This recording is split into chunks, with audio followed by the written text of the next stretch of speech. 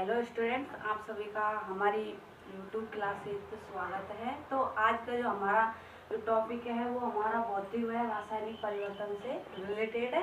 तो आज हम भौतिक और रासायनिक परिवर्तन के बारे में देखते हैं कि ये होता क्या है। तो हमारे जो वातावरण में या प्रकृति में हम देखते हैं कि हमारे आसपास के पदार्थ या वस्तुओं में, तो पदार्थ और वस्तुओं में दो प्रकार के परिवर्तन हमें देखने को मिलते हैं, जिनमें पहला है हमारे पास भौतिक परिवर्तन, फिजिकल चेंजेस, और सेकंड है हमारा रासायनिक परिवर्तन या केमिकल चेंजेस। तो हम भौतिक परिवर्तन के बारे में देखते हैं कि ये भौतिक परिवर्तन होता क्या है। तो भौतिक परिवर्तन में क्या होता है कि जो पदार्थ के जो रासायनिक संगठन होते हैं, रासायनिक गुण होते हैं, वो एक्सचेंज नहीं होते हैं, वो परिवर्तित नहीं होते हैं। तो यह हमारे फिजिकल परिवर्तन के अंतर्गत आता है, जिसमें पदार्थों के या वस्तुओं के क्या नहीं होते हैं, रासायनिक गुण चेंज नहीं होते हैं, या रासायनिक परिवर्तन अभिक्रिया के दौरान कोई नया उत्पाद हमें प्राप्त नहीं होता है। यह हमें भौतिक परिवर्तन कहलाते हैं, जिनके क्या होते हैं, इनके रासायनिक गुणों में या रासायनिक संगठन में कोई परिवर्तन नहीं होता है। इसके बाद हम रासायनिक परिवर्तन के बारे में देखते हैं कि इसकी जो परिभाषा है वो क्या कहती है कि जो रासायनिक परिवर्तन होते हैं, इनमें पदार्थों के या वस्तुओं के क्या होते हैं, रासायनिक गुण चेंज हो जाते हैं। तो यह रासायनिक परिवर्तन के अंतर्गत आता है, जिसमें पदार्थ के सारे गुण एक्सचेंज या परिवर्तित हो जाते हैं, जैसे आकार, आकृति आदि, और ताप दाब आदि में भी परिवर्तन हो जाता है।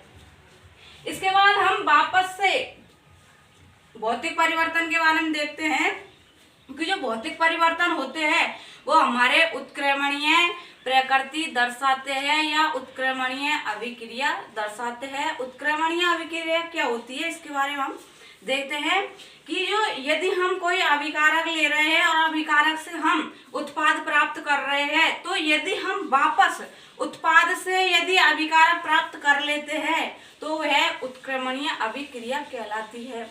जैसे हम इसको कुछ उदाहरणों से समझते हैं कि यदि जैसे हम कोई बर्फ का टुकड़ा ले रहे हैं और बर्फ के टुकड़े को यदि हम उसको गर्म कर रहे हैं तो उसकी आकृति व आकार में, ताप दाब आदि में परिवर्तन हो जाता है।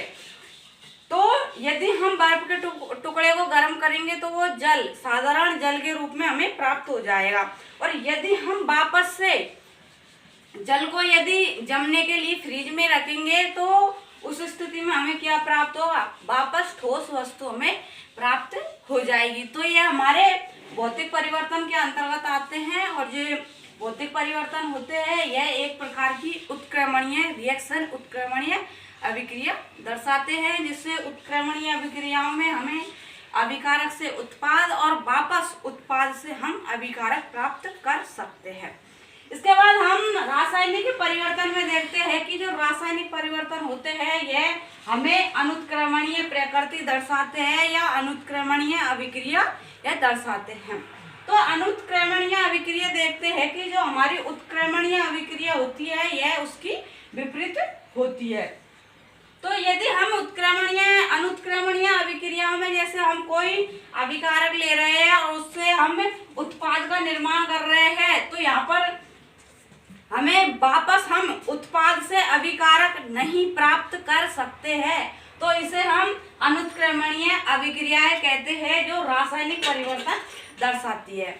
हम इसका जो रासायनिक परिवर्तन में इसको एग्जांपल से समझते हैं कि इसमें हमने यहाँ पर अभिकारक दो लिए हुए हैं, तो अभिकारक के रूप में हमने कार्बन प्लस ऑक्सीजन ली हुई है। तो यह जब रिएक्शन करेगी तो हमें कार्बन डाइऑक्साइड गैस हमें प्राप्त होगी।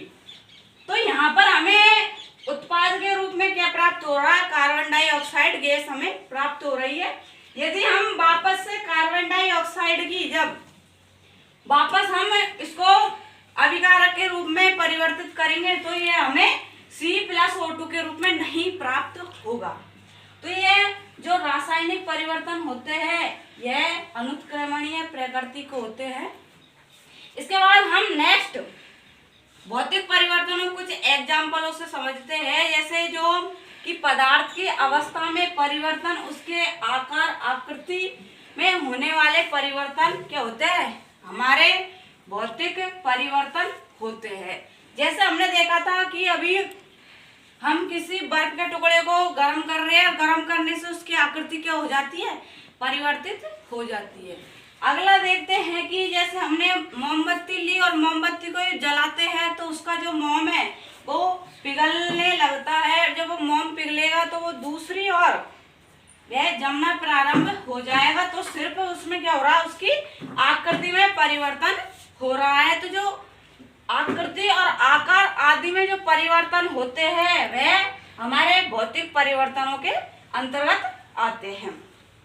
इसी प्रकार इसके हम अन्य एग्जाम्पलों से देखते हैं कि किसी धातु की छड़ को गर्म करना।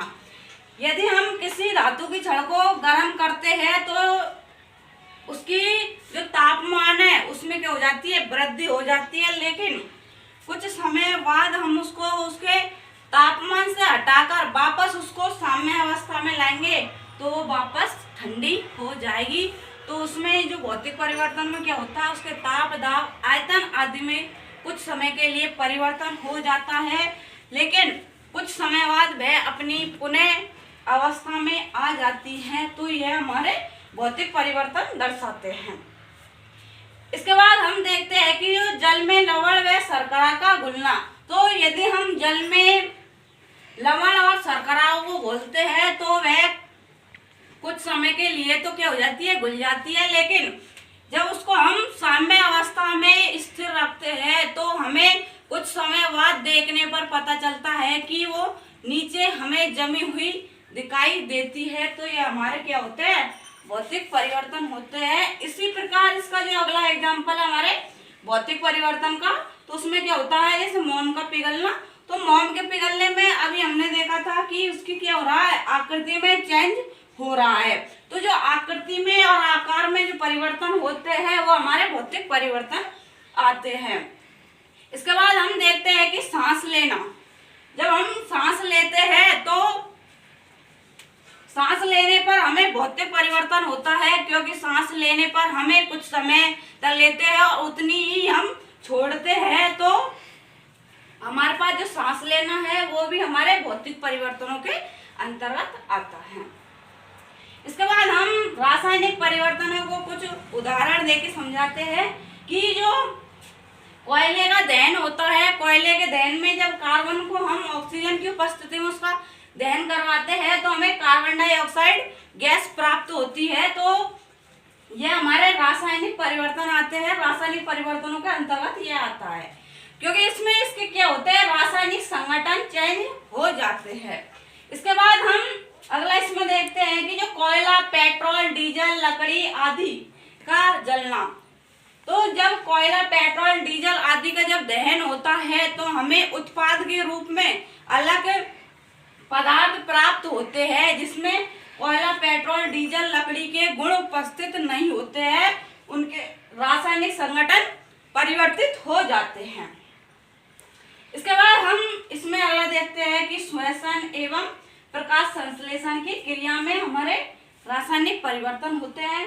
क्योंकि श्वसन लेते हैं तो हम ऑक्सीजन ग्रहण करते हैं, जबकि बाहर छोड़ते हैं तो उसमें हम कार्बन डाइऑक्साइड छोड़ते हैं। तो इसमें क्या हो रहा है, उसके रासायनिक संगठन चेंज हो चुके हैं, इसलिए श्वसन में रासायनिक परिवर्तन होता है। और प्रकाश संश्लेषण की क्रिया में भी हमारे पास रासायनिक परिवर्तन होता है। इसके बाद हम इसका अगला एग्जाम्पल देखते हैं कि दूध से दही का बनना और दूध का फटना। तो हम देखते हैं कि दूध से दही जमता है तो दूध का जो पीएच होता है वो हमारे पास अम्लीय होता है दूध, और कुछ अम्लीय होता है, जबकि वो दही में परिवर्तित हो जाता है तो वो क्षारीय हो जाता है। तो इसमें क्या हो रहा है, अम्ल के जो गुण है वो क्षार में एक्सचेंज हो गए, परिवर्तित हो गए। तो ये किसमें आएगा, हमारे रासायनिक परिवर्तनों में आएगा। क्योंकि ये दूध के जो गुण होते हैं वो दही बनने के बाद उसमें उपस्थित नहीं होते हैं, उनके रासायनिक संगठन चेंज हो जाते हैं।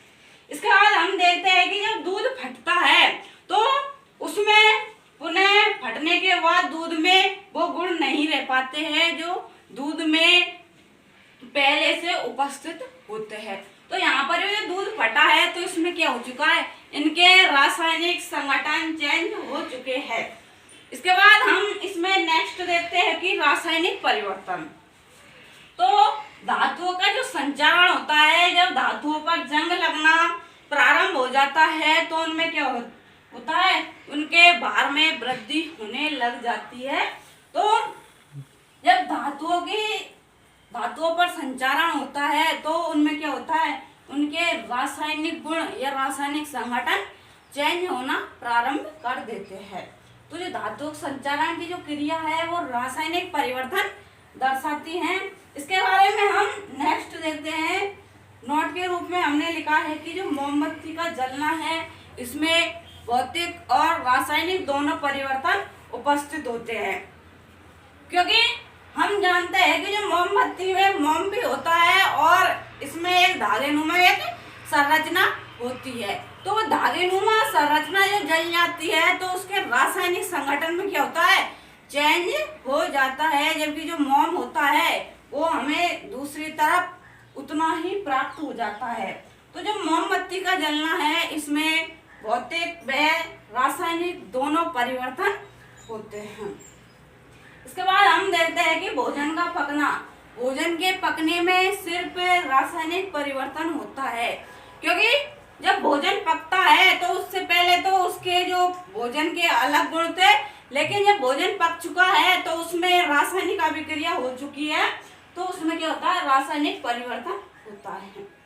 जबकि जो विद्युत बल्ब का जो फिलामेंट होता है जिसमें हमें धारा आने पर वो चमकशील दिखाई देता है, तो उसमें क्या होता है, भौतिक परिवर्तन होता है। जब हम उसमें धारा प्रवाहित करेंगे, करंट प्रवाहित करेंगे तो वो चमकशील दिखाई देगा, लेकिन हम जैसे ही धारा को बंद कर देते हैं तो वापस से अपनी साम्य अवस्था में आ जाएगा, वो चमकशील नहीं दिखाई देगा। तो यह जो बल्ब का या विद्युत बल्ब का जो फिलामेंट होता है यह हमारा क्या, भौतिक परिवर्तन दर्शाता है। Thank you. यदि आप सभी को हमारी ये वीडियो आज की अच्छी लगी हो तो प्लीज इसको लाइक करना, हमारे चैनल को सब्सक्राइब करना और अपने दोस्तों को भी अधिक से अधिक शेयर करना। Thank you.